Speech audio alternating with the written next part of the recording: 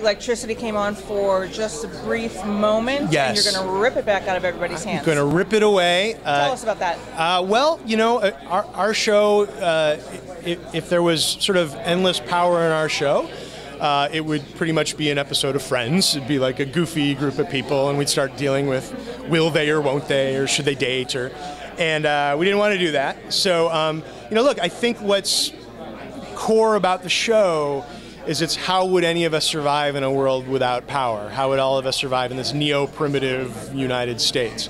And for a show that is arguably defined by its lack of power, there was an incredible amount of power at the end of last season. And even me, who believe me, I'm the most critical viewer out of anybody, and I was watching episodes, I'm like, a lot of power in this show without power. Like, what's it about exactly again? Like, can someone remind me? So I was actually relieved to rip it away.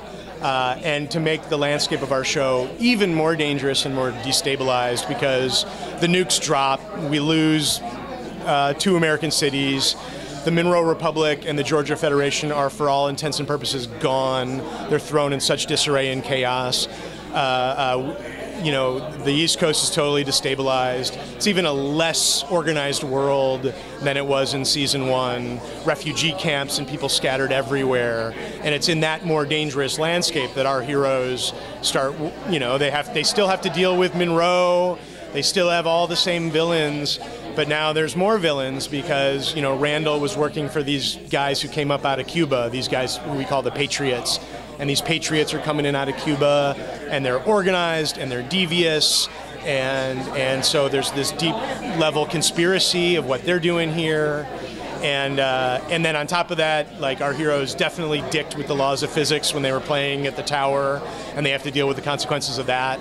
So, like, a lot of interesting mysteries and and a broader canvas that isn't simply about should you turn the power on or off.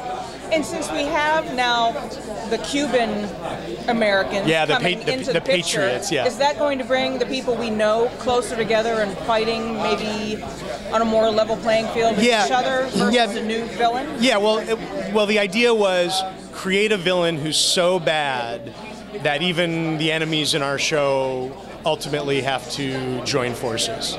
And that's what these Patriots are. And even though they say I'm the president, and even though they have U.S. flags and they have very American iconography, that's a mask. It's a star-spangled mask.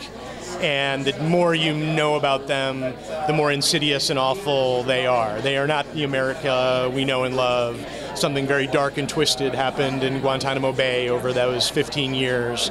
And what's coming up is basically a very, very dangerous invading force. And they're very smart, and they're very scary, and they have plans for the continent that are not good. And so, but they evolve and roll out in a very slow and interesting way, and exactly what their conspiracy is and what do they want and how are they intersecting and how do they got their fingers and all the different storylines on the show all starts to unfold. But then ultimately it's going to really be a big bad that even Monroe and Miles are going to have to team up to fight. You know, all of our Neville's going to have to join our, you know, we're ultimately going to bring everyone together. They're all scattered in the beginning of this year across the whole country. Charlie's away from her mom, Neville's elsewhere, Rachel and Miles are in Rachel's hometown. She almost lost her mind after the tower, how can you not? But they all start kind of working their way together as they realize that this threat that they're up against is bigger than all of them. So even Miles can't fight him off with his... It's a bigger, scarier... What I wanted to create this year was a threat that, like, took more than just a sword. You know, like, they're smart and they're devious, and you don't even know who's in with them. And it's much more about a conspiracy and a mystery this year than it is about just running towards someone with a sword.